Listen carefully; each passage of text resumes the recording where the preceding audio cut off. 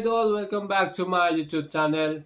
Please like and share my video at please don't forget to subscribe. Sa mga hindi pa po nakasubscribe sa ating channel, ngayon po ay nanonood kayo, huwag niyo pong kalimutan na i-click ang button ng subscription natin para man po updated din kayo sa mga future video uploads natin.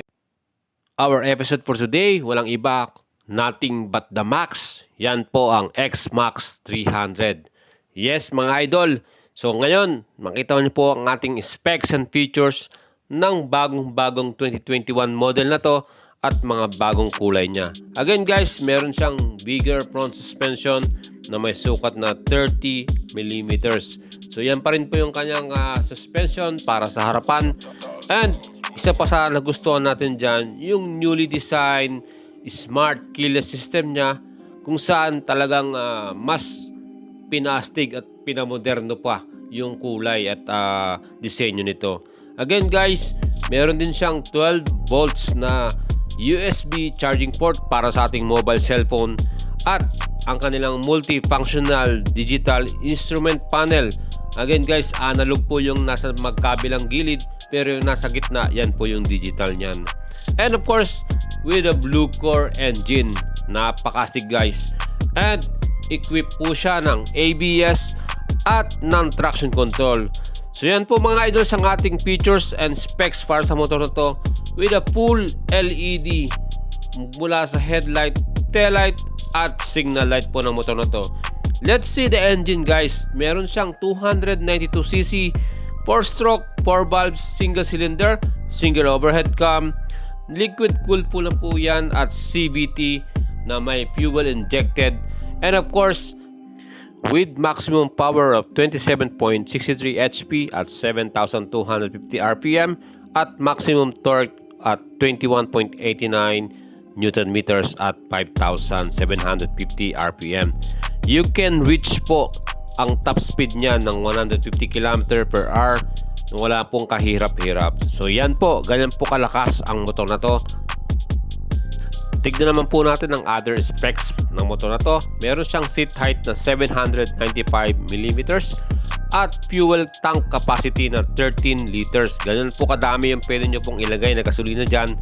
You can use this motorcycle for the long rides at wala po kayong problema para po magpagas tank dyan.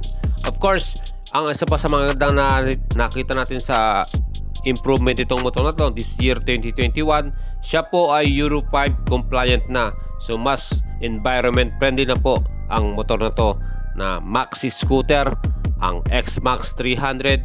And meron din po siyang carb weight, o bigat po niya ay 179 kilograms. Saktong-sakto lang po yan to reach the speed na gusto ninyo.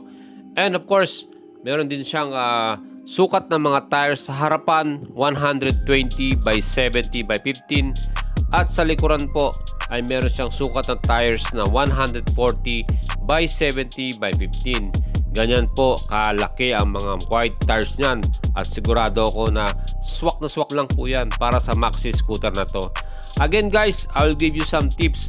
5 reason po bakit nyo po kailangan bilhin ang motor na to. Pinakauna sa lahat, yung power ng motor na to. Yes mga idol, sobrang lakas po ng power niya with a 292cc engine, liquid cool, 4-stroke, 4 valves, single overhead cam. Talagang ang lakas po ng power niya at kaya niyo pong ma-reach yung power niyan na 150 km/h sa sandaling pag-arangkada lang po. Again, sa pangalawang reason bakit gusto natin bilhin itong motor na to, yung safety niya guys. Again, sa maxi scooter na to, kompleto na yan eh. Meron na siyang dual anti-lock braking system. And of course, equipped din siya ng traction control system. So, safe na safe po ang inyong ride in all types of road na inyo pong pupuntahan. Again guys, pangatlo sa reason natin dyan, yung comfort.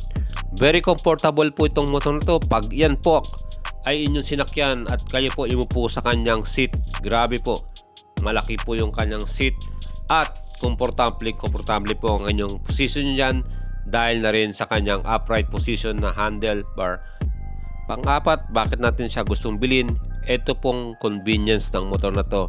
Of course, with a big luggage compartment at yung kanyang 13 liters na fuel cup, gabi. convenient talaga yan pag ito po ang gamit ninyong motor. And sa lahas yung kanyang handling. Well, pag ito po ang gamit ninyo, talagang super ganda ng handling po ng motor na to. Very agile po yung inyong turn at wala po kayong magiging problema pag ito po ang inyong ginagamit na motor. Guys, sa presyo po nito ngayon sa Pilipinas ay meron po siyang SRP price na 249,000 pesos.